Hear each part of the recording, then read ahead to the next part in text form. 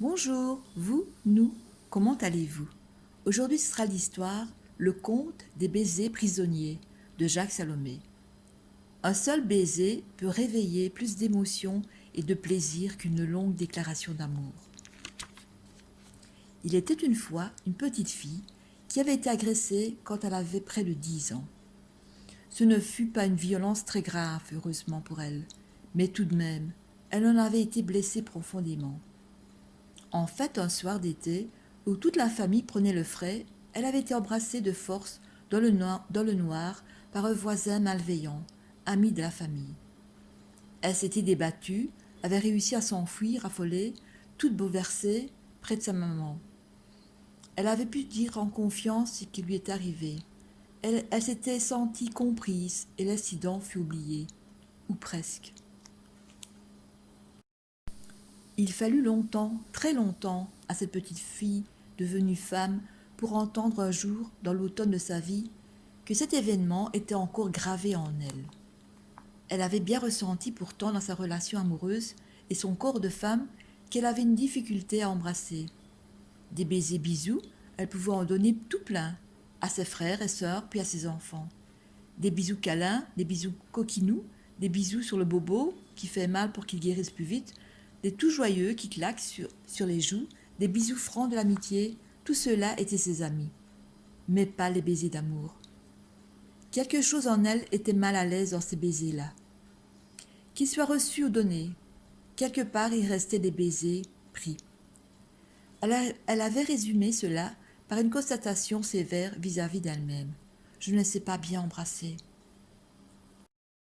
Longtemps après son deuxième divorce, après de longues années de solitude et de recherche sur elle-même, elle rencontra sur son chemin de vie un homme qui éveilla en elle de merveilleux désirs, dont celui d'embrasser et d'être embrassée, avec de vrais baisers d'amour, des baisers où les bouches s'offrent et se donnent, des baisers fougueux qui grisent les retrouvailles, des baisers offrandes qui flamboient au merveilleux de la fête des corps. Elle ressentit alors que malgré tous ses désirs neufs, quelque chose en elle ne participait pas autant qu'elle le voulait. Une réserve indicible retenait sa bouche. Quand elle partageait ses baisers, il lui arrivait de ressentir des crispations dans la mâchoire. Ses lèvres restaient tendues, rétives, malgré son immense désir, malgré toute sa joie. Pourquoi se disait-elle. Une nuit de réflexion, le souvenir du baiser forcé de sa petite enfance lui revint en mémoire dans une grande émotion. Elle entendit soudain que c'était ce baiser-là qui retenait prisonnier tous les baisers d'amour qu'elle voulait tant donner et recevoir. Alors elle décida d'écrire une longue lettre à celui mort depuis près de 45 années, qui l'avait agressée un soir d'été. Elle put dire sa peur de fillette, son dégoût pour cette bouche qui avait sali et souillé la sienne. Elle put dire sa répulsion, sa colère, son indignation, ce regret, la confiance trahie et même combien elle aurait voulu que sa maman se fâche plus contre cet homme. Elle put dire aussi son immense désir d'embrasser en toute liberté, d'oser donner sa bouche et recevoir pleinement une autre bouche sur la sienne, d'autres lèvres sur les siennes, d'accéder à ce vrai bonheur des baisers d'amour partagé.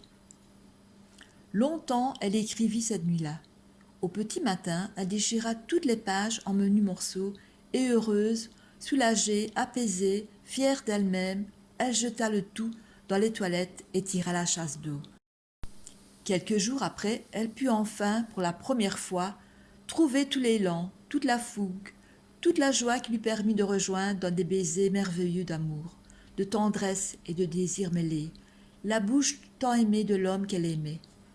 Quant à tous les baisers retenus si longtemps, prisonniers, ils font la fête, ils s'offrent, ils s'en donnent à cœur et à corps joie, dans toute la plénitude de son sourire de femme réconciliée.